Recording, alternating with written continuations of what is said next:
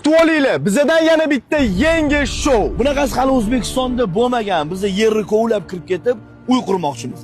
Shahardan uzoqroq joyga boramiz, dala, kimsasiz joyda joylashib, 10 kun davomida yer tagida uy qurishimiz kerak bo'ladi. Ichida oshxonasi, yotoqxonasi va zali bo'ladi. Bizda ikkita variant bor. Birinchisi yerni kovlab kirib ketib, g'orga o'xshab, xona-xonalarga bo'lish. Ikkinchisi polni kovlab olamiz-da, keyin ustini yopamiz. Qaysi biri? Qaysi birini qilamiz? Uni podpiskchilar etsin. Birinchi variant qizuvroqmi yoki ikkinchisi qizuvroqmi? Yozib yuboringlar. Matiz showni yordi. Da. Cho'lni yordi. Da. Google show endi o'zligisi yozishsin, to'g'ri. Da. Biz yordi. Bunisi undan ham zo'r bo'lishi aniq, lekin vohmasi bor. Kovlayotganimizda rostdan ustimizda bosib qolsa nima bo'ladi, aka?